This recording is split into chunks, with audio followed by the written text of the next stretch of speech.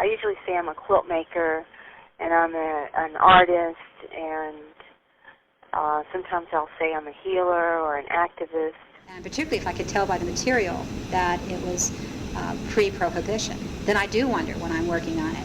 I wonder if this was a political statement she was making as well as an artistic statement as she chose the pattern and chose the color. And I wish so much I could go, okay, which was it? And Bang is about, it's hard to look at, and it's hard to, it was hard to make. But I'm proud that I made it. I think it's I guess I call it a modern message quilt. And I think it's a powerful message. I'm hoping that this quilt will be able to some way help that cause to eliminate violence. And I thought, my God, this is the equivalent of the written word. You are transferring an emotion, a story, a statement, and out of this dish towel or rag or doily or whatever it was that you found, you have said something to somebody else.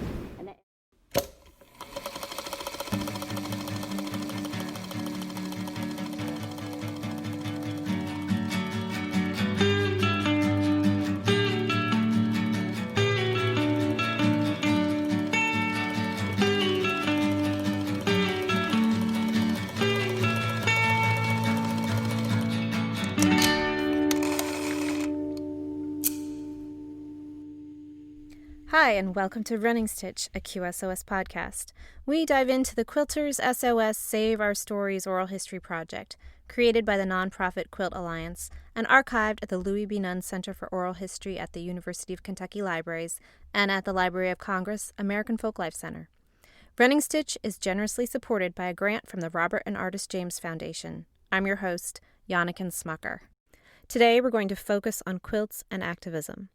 If you listen to episode 1 on first quilts, you learned that I make quilts, but much of my current relationship with quilts centers on history. I'm a historian of American culture and have spent much of my career studying the role of quilts and quilt making in the United States. Right now, I'm at work on a book project about quilts during the New Deal, focused on the symbolic ways the federal government and American quilt makers used quilts during the Great Depression. I don't know if any of these quilt makers would have ever called themselves activists, but they certainly made political and social justice statements through their quilt making. Fannie Shaw from Van Alstyne, Texas, finished a quilt in 1932 she called "Prosperity is Just Around the Corner," featuring common Americans peering around the corner, awaiting economic relief. A housewife, banker, teacher, ball player, bum, and dozens of other representative figures hoping that better days were ahead. In the bottom right corner of this applique quilt, she placed Uncle Sam, arriving with farm relief, legal beer, and other aid. Fannie Shaw's quilt is clearly an example of creativity in the face of adversity, and while she may have been discouraged by Herbert Hoover's false optimism, she perceived in American people a desire to unite and help each other out through the Great Depression. This quilt was her form of activism. Another group of women, part of the auxiliary group of wives associated with the Tennessee Valley Authority Project in Muscle Shoals, Alabama, created a series of quilts and applique panels as part of a home beautification project. But the quilts did much more than beautify. They expressed African American empowerment, literally with a black fist holding a lightning bolt, as well as through other images depicting African American men working as part of the TVA project. The practice of using quilts as a form of activism dates even further back into the 19th century. Let's listen to an excerpt from Karen Alexander's 2001 QSOS interview, in which she describes some of these historic uses of quilts. They did it for warmth, they did it for artistic, and then they started using it for political reasons too, and there's another whole stream of quilt history in the political use of quilts. I can't recall right off the top of my head what was the first documented political quilt. I mean, the first thing that comes to mind is, of course, the anti-slavery quilts. I can't remember right offhand if there were any. Prior to that, there were the temperance quilts. Quilts were used as a vehicle to get that across, and then, of course, starting in the late 60s, 70s, then quilts became a tremendous political vehicle of saying all kinds of things about the women's movement, women's lives, and or I'd say its political use really exploded then. So it's an old use. It's not a brand new use. I just think it's more out there, more in your face, especially with some of the designs they've come up with. Joining me in this episode to reflect on quilts and activism is one of today's foremost quilt activists, Thomas Knauer.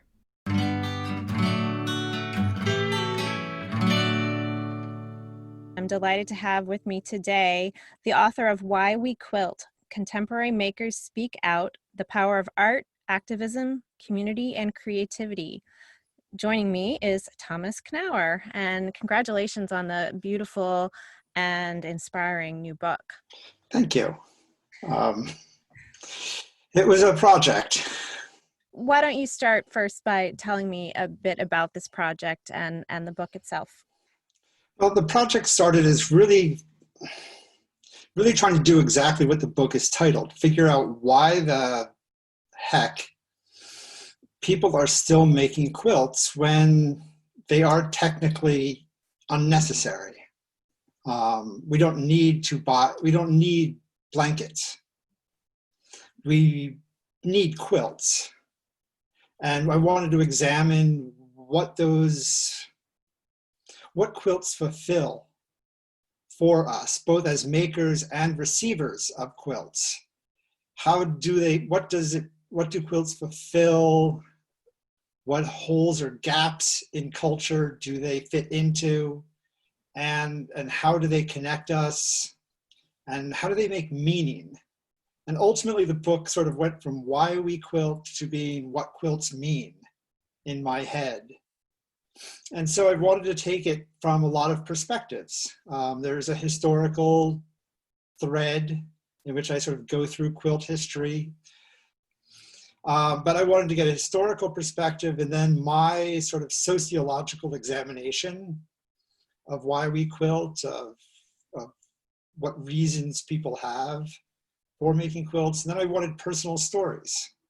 That's why I brought in about 40 other quilters to tell us why they quilt.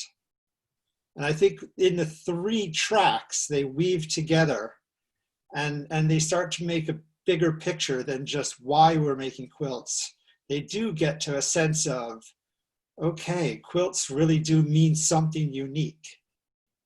They are profound objects. Even the simplest quilt is, I'll go Marxist in the first 2 minutes. Why not? Let's do this, yeah. It is a gift of time. It is a gift of your labor. It is a gift of part of your life wrapped up in that fabric and thread that you are giving to someone else. You are taking hours that you could live otherwise to do this. And that is a profound gift. So, yeah, that's the book. We wanted to talk a little bit about, in particular, about the idea of quilts and activism. And I'd love for you to talk a little bit about why you think quilts are an appropriate medium for activism. Well, I think at the core, the initial gesture to make a quilt instead of to buy something is already a political statement. So step 1 of the process is already putting you into the realm of activism. From there, I can tell you why I find it a really rich place to work is we think of quilts as these comforting objects. They bring us warmth. They're an expression of someone else's concern or love, where they give us a quilt.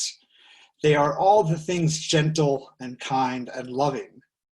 And then to deal with an issue like rape in that quilt is to set up your expectations and then punch you in the stomach with a contradictory idea.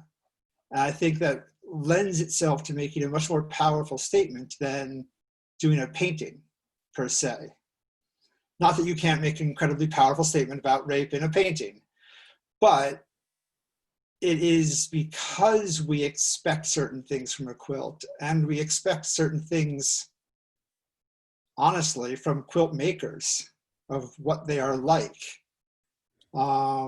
We can, in defying those expectations, you can really speak and get an audience to hear you because they're caught off guard. And so I've thrown myself in full bore into making almost all of my quilts are now statements. So as I mentioned, I first became familiar with your work with In Defense of Handmade, which is a quilt that you told the Quilt Alliance about as part of your Go Tell It at the Quilt Show interview, which is our short form oral history project that's really centered on an object, one person, one quilt in front of the camera for 3 minutes. We can think about this quilt as sort of a touchstone for our conversation here together about what it spoke to as a form of activism. Is that all right with Sure. you if I play this? Absolutely. Okay. All right. Hi, I'm Thomas Knauer from Utica, New York. I'm here at QuiltCon in Austin, Texas. It's February 23rd, and this is one of my quilts in the show titled In Defense of Handmade. And this is, in fact, a large-scale reproduction of the UPC code and number for one of Martha Stewart's mass-produced, made-in-China pseudo quilts for sale at Macy's. And the basis of this quilt was really in response to the way handmade has become transformed into the idea of looking handmade, and how we buy handmade looking things at IKEA or at Target or at Macy's, and we've sapped the actual intellectual and personal integrity out of the word handmade itself. That looking handmade becomes a signifier for being a responsible and ethical human being, but is becoming more and more devoid through the commodification, the saleability of that aesthetic at a mass level, that it's yet another word, it's another premise, it's another ethos that we've drained out of being. We now sell that and market it. It also comes from, so Martha to me in some ways, she's fine, she's Martha. I don't mean to impugn her as a human being, but the Martha franchise in some ways is just such an exemplar of that problem in many ways. And at the one level, it's yes, it is bringing craft to a bigger audience, yet part of the, and I don't blame Martha per se, the inevitable byproduct of growth is consumption. And what does that consumption mean is what this quilt is really about. And I think we really need to examine that in our own practice as quilters and our lives. So I think that's part of why we make these quilts, is because we don't want to simply consume the look. We want the engagement with what we make and the social and political implications of stepping away from cheap foreign labor and exploitation of children to make these things. So how did you first begin making quilts as that had a kind of statement, stepping beyond just the act of quilts themselves, homemade quilts, handmade quilts being a form of activism, that we're choosing to make something from hand rather than consume something from a store? How did you begin putting messages in your quilts? I guess that's wrapped into how I became a quilter. I was a art professor doing experimental new media, all of which was really political work. And I got catastrophically ill and ended up out of academia. And through one step, one thing led to another, ended up a fabric designer for Andover and decided to make a quilt. And my daughter fell in love with that quilt, and I made a million more. but it was inevitable that I was going to resume my practice as an artist in this new medium, that it wasn't going to be, all right, I'm taking up quilting, so I'll make quilts as beautiful patterns, which I appreciate, but it was never going to be what my practice was going to be. And Martha was really the first quilt I made that really had a statement to it. Okay, so this was early in that process for you. This was within a year or so of me learning to quilt. Wow. Impressive work, yeah. It was the hardest quilt I've ever made. Keeping 66-inch strips of fabric that are a half-inch wide, perfectly straight, was lots of pins and starch and blood. So it was challenging from a technical perspective as well as from sort of this the message and the I mean it has tangible symbolism and then so much more behind it, the symbolism from this aspect of consumer culture. It's pretty complex, especially if I think of it as a technical masterpiece as well. This quilt it reminds me a lot of an event that I've studied and I'm sure you're familiar with, and one of our interviewees actually from the QSOS project has spoken about it. In the late 1980s, early 1990s, mass-produced quilts made in overseas factories by multinational companies really became, that's when this was starting to blow up. The American country aesthetic was still really going strong, and companies were making these quilts for quite affordable. They'd sell them through mail order catalogs through like Land's End and Garnet Hill and all sorts of other home goods stores, and lots of them through mail order. And the Smithsonian licensed several of the quilts in the national collection. So I want to play for you Linda Clausen, who was interviewed for QSOS, and she was one of the activists really involved in bringing this to public attention, and also in the core group of women who sort of mediated the issue directly with the Smithsonian. Some of us got stirred up about, I don't even want to bring this up, the Smithsonian licensing reproduction quilts made in China, and our Thursday B group was instrumental in explaining to the Smithsonian that we really didn't think this was cool, and we came to an agreement, I think, that settled out the issue regarding that specific Chinese reproduction quilt situation. And we were able to raise money for a quilt showcase that still stands on, I think it's on the third floor of the Smithsonian. It has a rotating quilt going through there. So we became a little political activists. That happened because Mary Kay was almost arrested in protesting the issue. To our listeners who might not be familiar with this event, let me give a brief recap. In 1991, the Smithsonian National Museum of American History licensed historic quilts from its collection for reproduction by a multinational corporation. And Linda Clausen's small quilting group in Tennessee helped lead the national effort to reach an agreement with the museum to halt production and pull these quilts from the market and host a national symposium called What's So American About American Quilts. And they also dedicated a case in the Smithsonian Exhibit Hall for permanent exhibition of a quilt from its collection. So, what do you think of this historical event, first of all, and how do you see the role of these women, these quilt makers, as activists? The poor Smithsonian, trying to do what it does.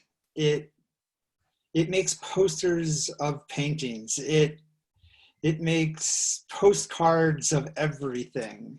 It tries to give you a chance to take home a part of the Smithsonian, and they stumbled over their feet really badly when they came up against an object that resists mass production. And I think it was extraordinary that these women were able to not just get heard, but get resolution must have taken unbelievable conviction in their point, because you're going up against the Smithsonian, which probably doesn't want to admit it's done something dim. Why do you think quilts were so distinct in this? Because I think you raise an important point. We see reproductions of paintings on postcards all the time, even fancier kind of print versions at some museums that sell. Why is it that quilts are different? I think there's enough distance between a print and the painting, or a postcard and the print or the painting. There is material and conceptual distance between them, whereas a reproduced quilt and an original quilt, to the untrained eye, are essentially the same thing. It's a quilt.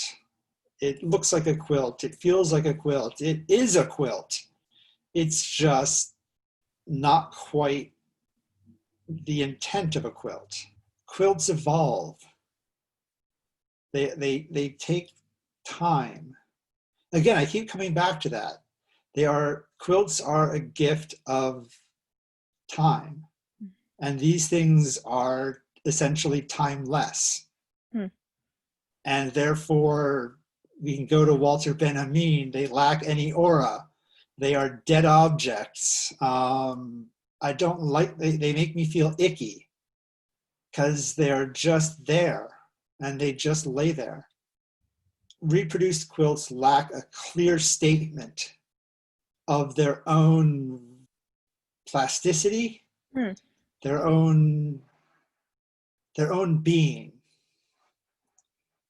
They are in an ambiguous space, and therefore are really hard to deal with, if that makes any sense whatsoever. You're doing a great job, for me, at least, at articulating what that difference is. Why it's always the difference between the singular and the multiple. Yeah. When there are 100 identical things, which one is the original? Which one carries the emotional weight?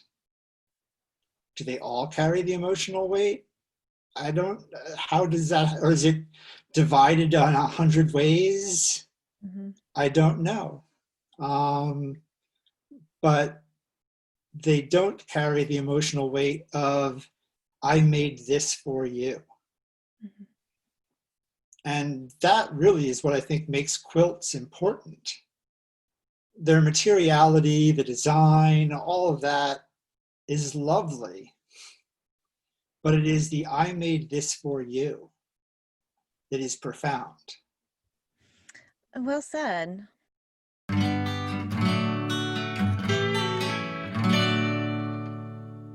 As we discussed in the intro to this episode, using quilts as a form of activism is not a new phenomenon, and that's something you also recount in your book, Why We Quilt. What are some of those early examples of quilt activism that you find compelling? To me, the ones I'm most excited by, or I find the most remarkable, are signature quilts.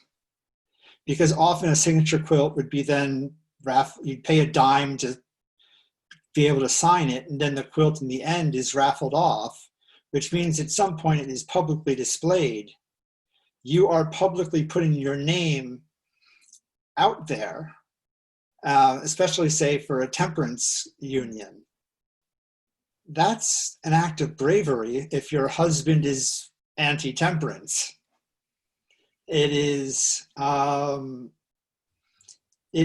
to put yourself in the quilt, literally, and to stand up through the object that's going to endure.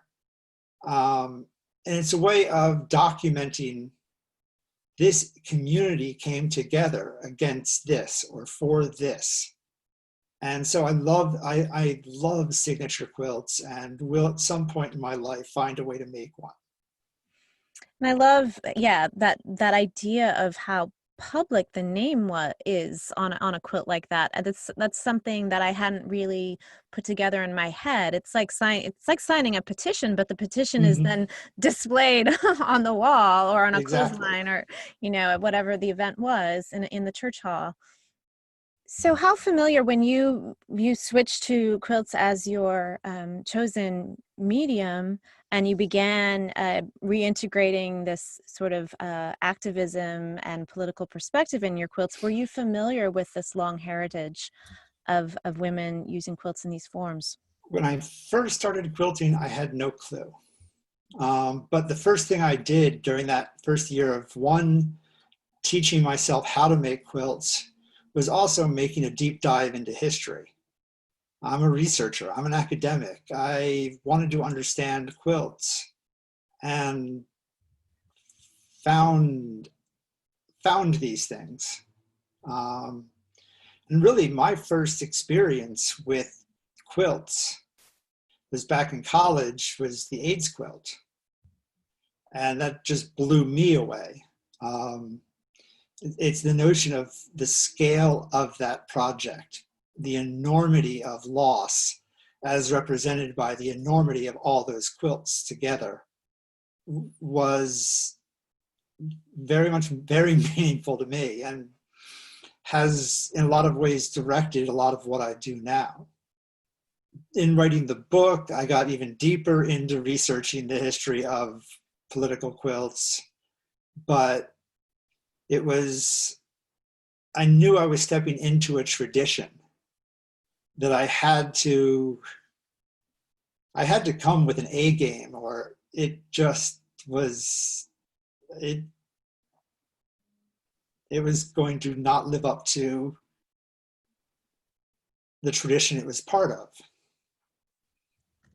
And I hope I've brought A game. They work because they are intimate objects. Yeah. When you see a quilt, you picture it in relation to your body. It is how would it be on my bed? It is fundamentally intimate, so it speaks more intimately than, say, a painting which you view from 6 feet away. And you don't have an intimate relationship with because you can't. The guard will stop you. Whereas a quilt almost projects that intimate experience upon you, even if it's up on a wall.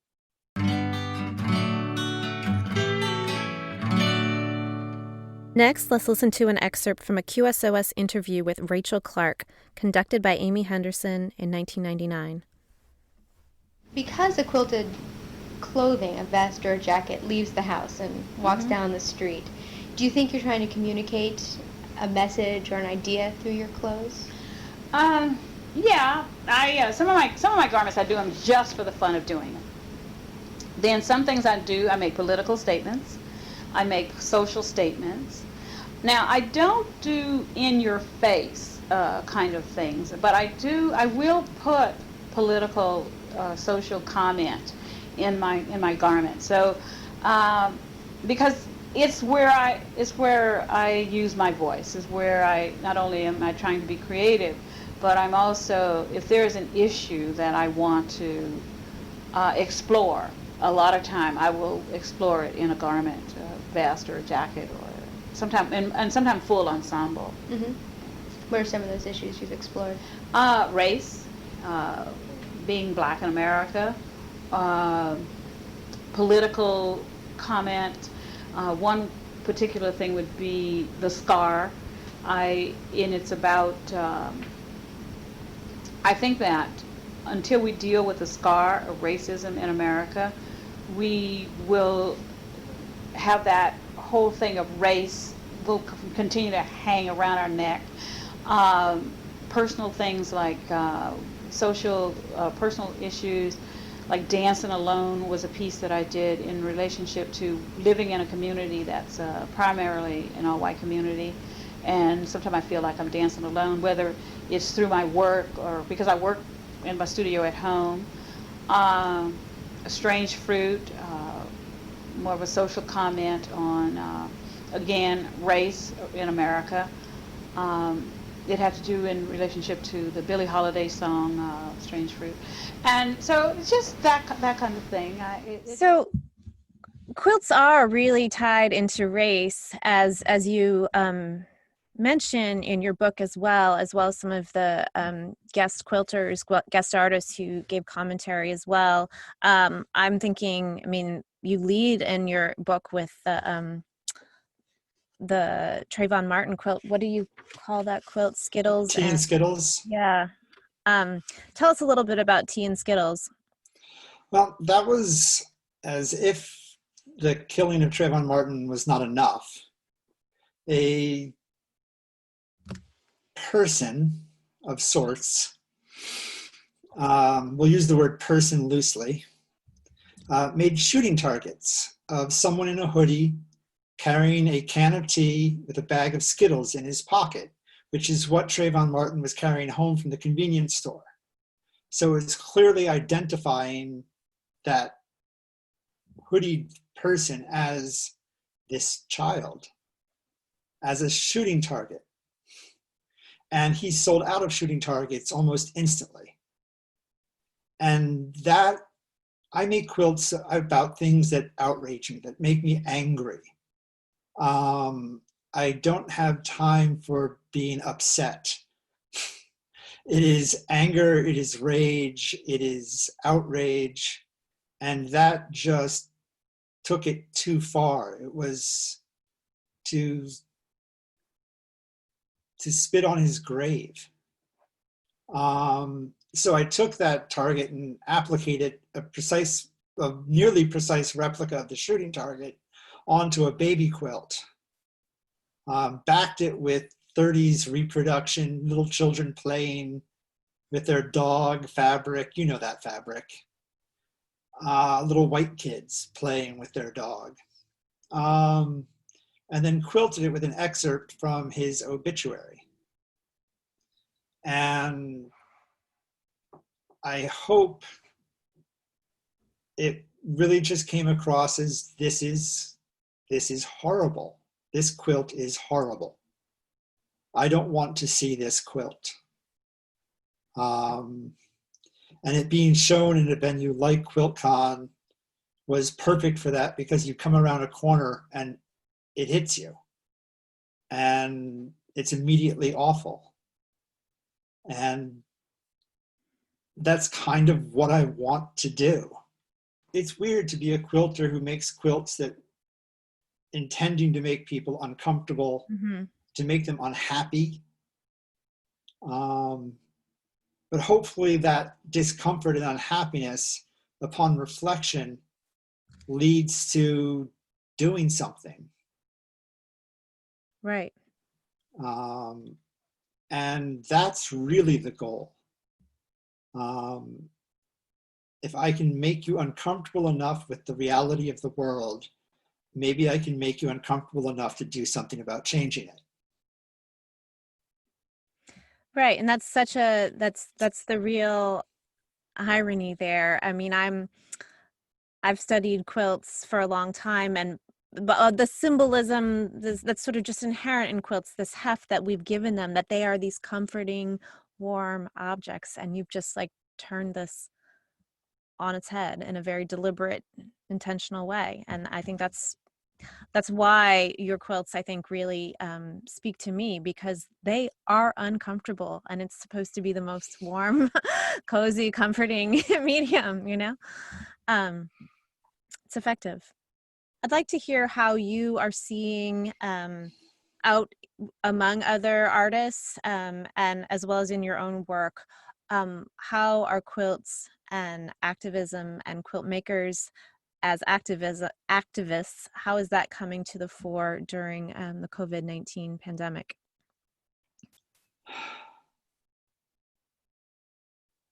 I'm not sure yet. I have not seen that much work that is really, I think people are still grappling with what the heck this is. I think the byproduct is the immediate product is people are making like crazy. I think more than quilts, the mask making movement is the more interesting thing than, say, some art quilts about a virus. More interesting that quilters are sitting down and making masks and sending them out and distributing them. That's so in line with what quilting has done. It fills needs. It is very much like when we give a quilt to someone, there's a desire to protect them, to keep them warm and safe, symbolically protect them. And I think in the case of these masks, it's now literalized. It is genuinely wanting to protect someone. And so that symbolic layer of quilting becomes manifest in the real world of actual danger. And of course, I think that would appeal to a large number of quilters.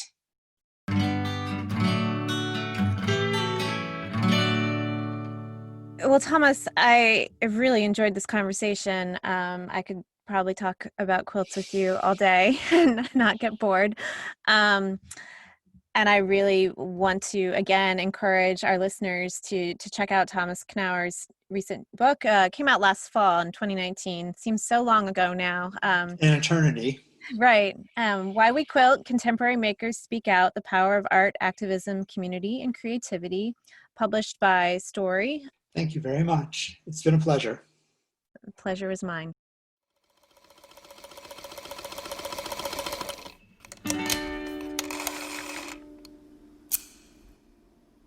Running Stitch, a QSOS podcast, is a project of the Quilt Alliance, a member-supported national nonprofit dedicated to documenting, preserving, and sharing the stories of quilts and quilt makers.